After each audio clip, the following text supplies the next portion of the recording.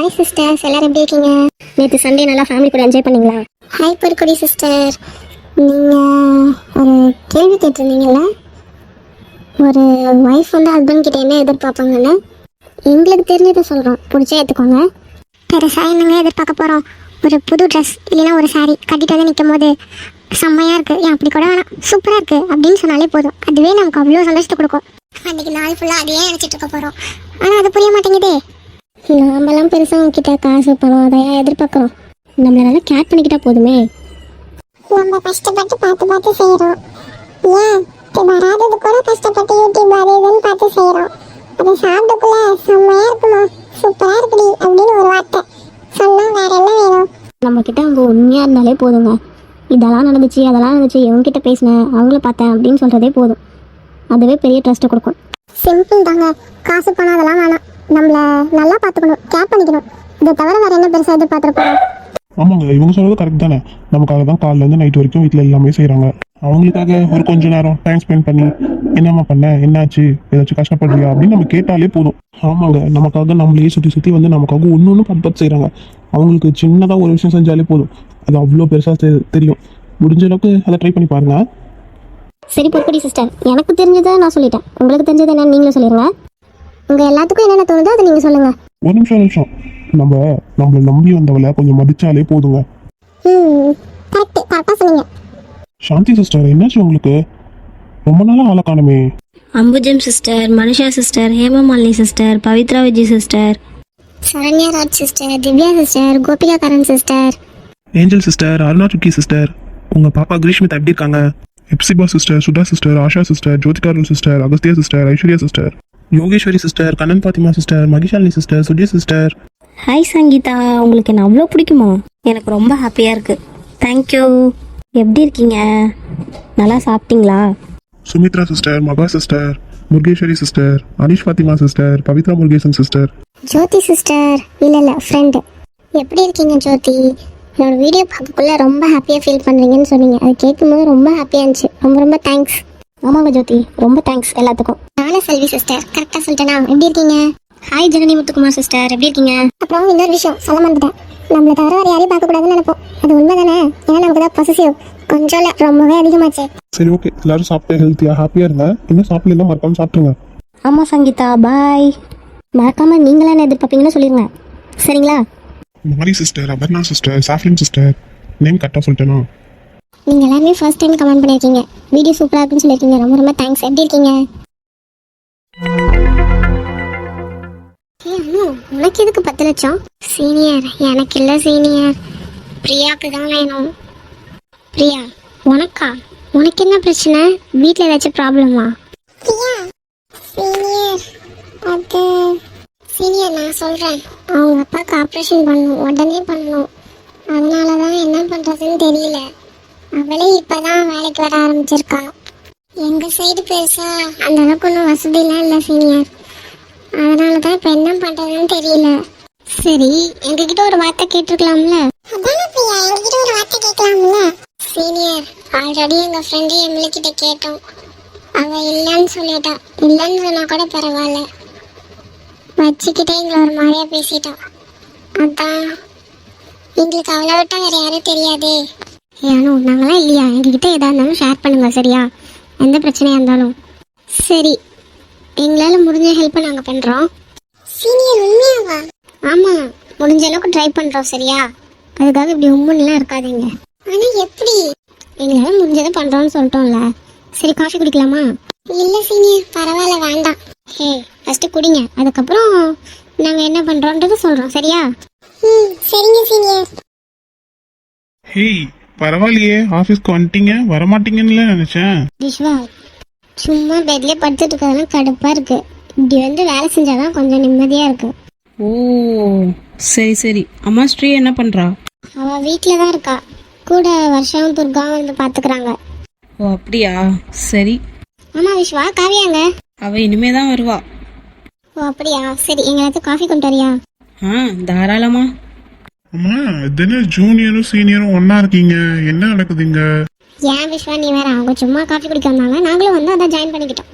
அப்படியா, சரி சரி, நான் போய் எடுத்துட்டு வரேன். சீனியர் உங்களால உண்மையாலுமே ஹெல்ப் பண்ண முடியுமா? ஆமா, உனக்கு என்னாச்சு? ஏன் நம்ப மாட்டேன்?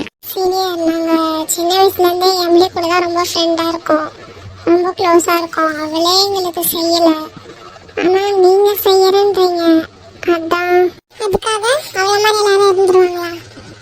நீங்க எங்களோட ஜூனியர் பொண்ணுங்க, நாங்க உங்களுக்கு ஹெல்ப் பண்ணாம வேற யார் பண்ண போறா? அதானே, நாங்களாம் உங்களுக்கு ஒரு அக்காங்க மாதிரி. எதா இருந்தாலும் எங்ககிட்ட கேளுங்க தயங்காம, சரியா? சரிங்க சீனியர். இது வரைக்கும் அவளை நான் சின்ன வயசுலேருந்து எப்படி தெரியுமா பார்த்துக்கிட்டேன், ஆனால் இன்னைக்கு இப்படி ஏமாத்திட்டு போயிட்டாங்க அவ. சரி சரி, எதுக்கு பலறீங்க? அழாதீங்க. இப்போ நான் என்ன பண்ணுவேன்? அவரும் இங்கே இல்லை, அவர் வெளில போயிட்டாரு. நான் அவர்கிட்ட சொல்லியிருக்கேன், அவர் போய் பார்க்குறேன்னு இருக்காரு. நம்ம வெயிட் பண்ணி பார்ப்போம். அப்படின்னா நம்ம போய் போலீஸில் கம்ப்ளைண்ட் பண்ணிடலாம், விடுங்க. அவளுக்கு ஒன்றுமே தெரியாதுங்க, ரொம்ப சின்ன பொண்ணு. அவளுக்கு மெச்சூரிட்டி கூட கிடையாது தெரியுமா? இன்னைக்கு எவனோ ஒருத்த வந்து கூப்பிட்டான்றதுக்காக அவன் கையை பிடிச்சிட்டே போயிட்டா, அது என் கண்ணு முன்னாடியே. டேய் நிதிஷ், எனக்கு கிடைச்சிருக்க வாய்ப்படாது, இதை வச்சு உன்னை வச்சு செய்கிறேன். இத்தனை நாளாக எப்போ டைம் கிடைக்கும்னா வெயிட் பண்ணிட்டு இருந்தேன். இப்போ அது கேட்க டைம் தான், அது வச்சு செய்கிறேன்டா உன்னை. நான் இப்போ கூட எதுக்குங்க சொன்னேன்? அவனுக்கு கூட வந்து என் பொண்ணுக்கு சேஃப் இல்லை, யாராச்சும் எப்போ வந்து கத்திட்டு போவாங்க, நான் இங்கே பயந்துட்டே இருக்க முடியுமா? அதனால தானே நான் சொன்னேன், அதை கூட புரிஞ்சுக்கல அவ. புரியுதுங்க, இந்த காலத்து பொண்ணுங்களாம் எங்கே நம்மளை பற்றி யோசிக்கிறாங்க. எவனையும் லவ் பண்ணுறது, அவன் தான் எல்லாம் அப்படின்னு நினச்சிக்கிறது. அவன் ஒரு வார்த்தை எங்கே கூப்பிட்டாலும் ஓடி போயிடுறது நம்மளை விட்டு. நமக்கு அசிங்கம் அவமானம் அதெல்லாம் இருக்குன்னு யோசிக்கிறதே இல்லைங்க அந்த பிள்ளைங்க. ஆமாங்க, கொஞ்சமாச்சும் என்னை பற்றி யோசிச்சு பார்த்தாலாங்க, அவ பாட்டுக்கு போயிட்டா. எனக்கு இது ஏற்றுக்கவே முடியல. சரி சரிங்க, இப்படி அழுதுகிட்டே இருக்காங்க, உடம்பு தான் வீணா போகும். கண்டிப்பாக நம்ம ஸ்ரீயை கூட்டிகிட்டு வந்துடலாம். எப்படியாச்சும் சீக்கிரமாக கூட்டிகிட்டு வந்துடணும். அவளை கூட்டிகிட்டு வந்து வேற ஒரு நல்ல பையனாக பார்த்து கட்டி வைக்கணும். சரிங்க, கவலைப்படாதீங்க, கண்டிப்பாக நான் உங்கள் கூட இருக்கேன். நம்ம ஸ்ரீயை கண்டிப்பாக காப்பாற்றி கூட்டிட்டு வந்துடலாம், சரிங்களா? ரொம்ப தேங்க்ஸுங்க. அவர் இல்லாத நேரத்தில் நீங்கள் தான் கொஞ்சம் ஆறுதலாக இருக்கீங்க.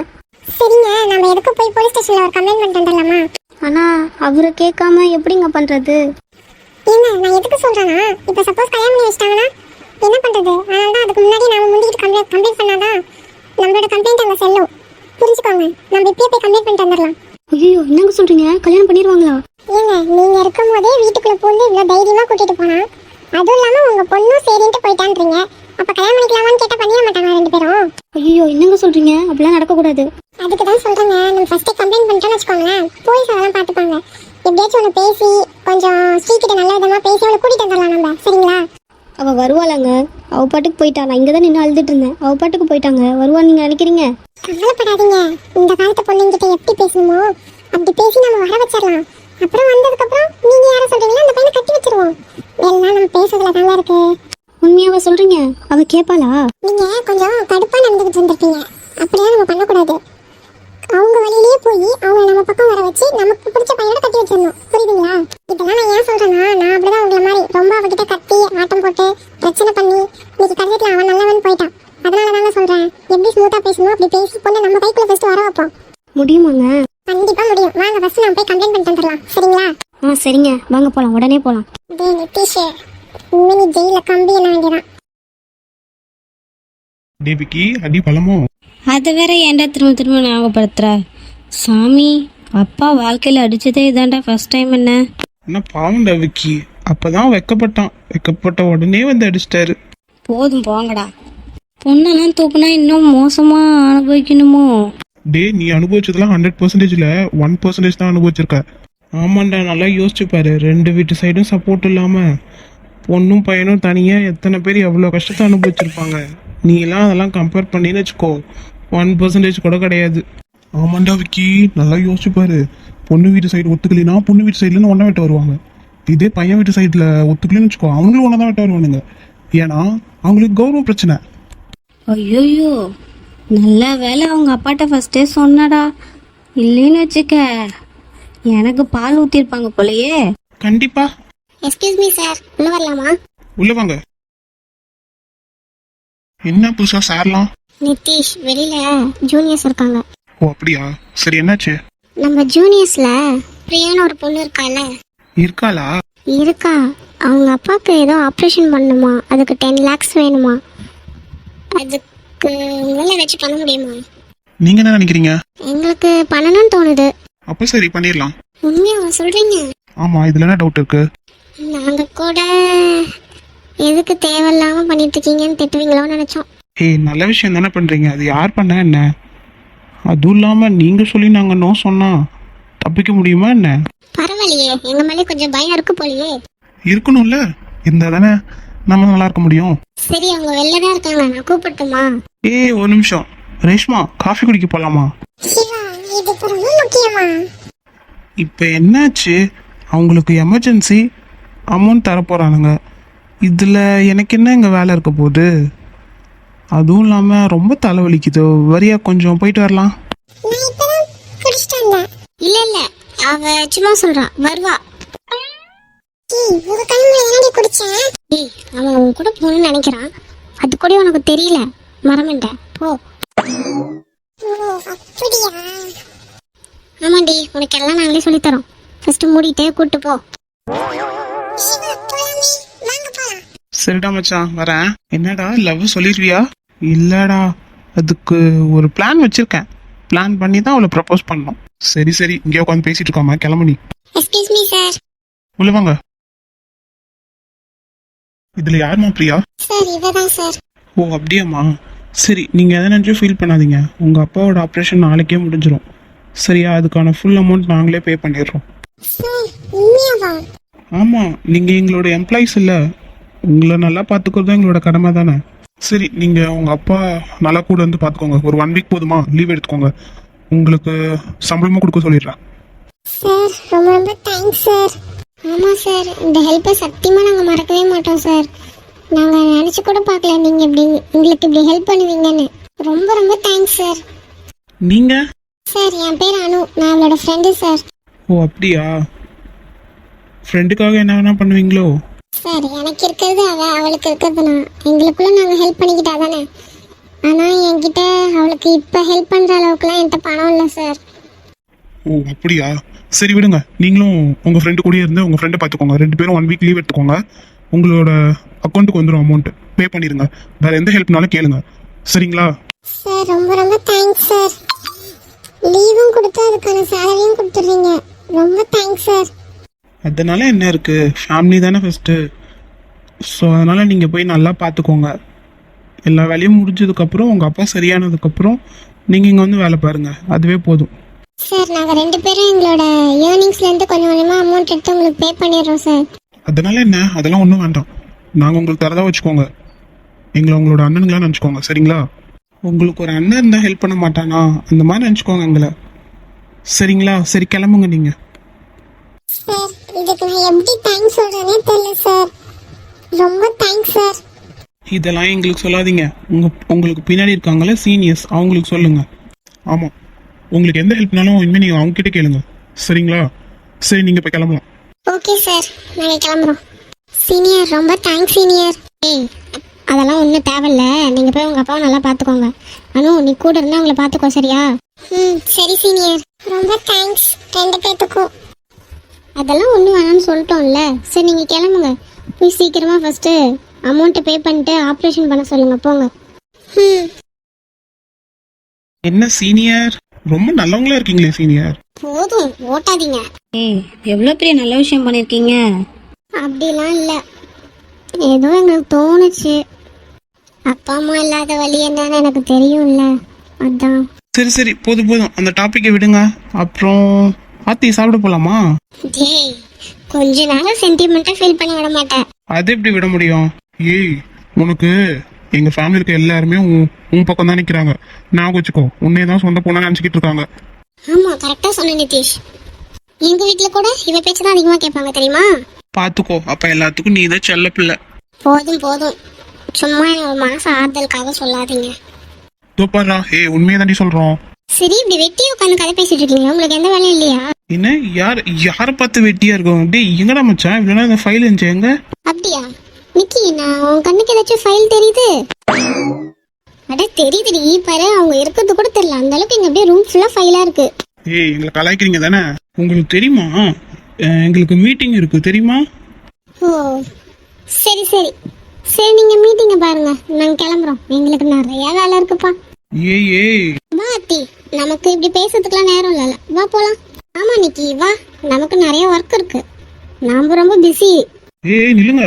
பாத்தியாடா, சைக்கிள் கேப்ல நம்மளே கலாய்ச்சிட்டாளுங்க. ச்சே, நம்மள இப்படி வெட்டி பசங்கன்னு சொல்லிட்டாளுங்களேடா. உண்மையாலுமே இப்ப நம்ம வெட்டியா தானே இருக்கோம்.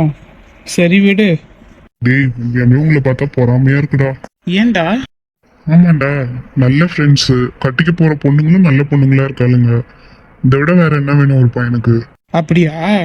தற்செயல நீ எங்க கூட சேர்ந்துட்ட, நான் வச்சுக்கோ. சரிடா மச்சான். சிவாவை பாத்தியாடா, இதான் சாக்குன்னு இழுத்துட்டு போயிட்டான் அவன் ஆளை. விடு விடு, அவனே பாவம் இப்பதான் லவ் பண்ண ஸ்டார்ட் பண்ணியிருக்கான், என்ஜாய் பண்ணிட்டோம்.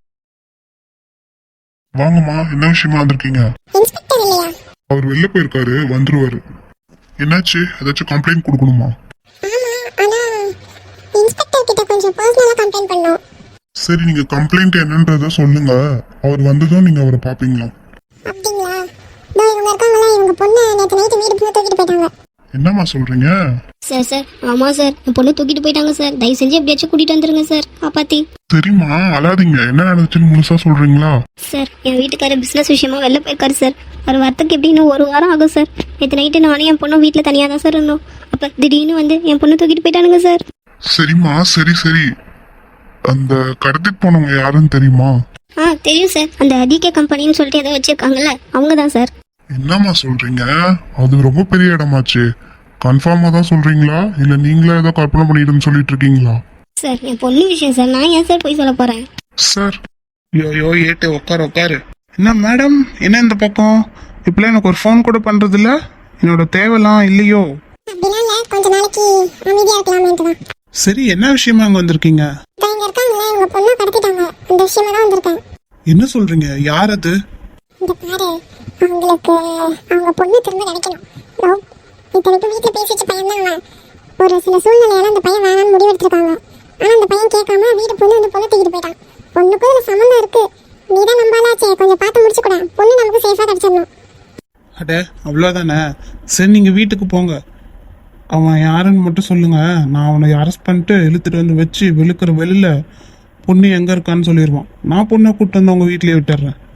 ரொம்ப தேங்க்ஸ்ப்பா. தயவு செஞ்சு இந்த வேலையை கச்சிதமா முடிச்சு கொடுத்துரு. சரி, எக்ஸ்கியூஸ் மீ, உள்ள வரலாமா? உள்ள வாங்க. இதுல விக்கி யாரு?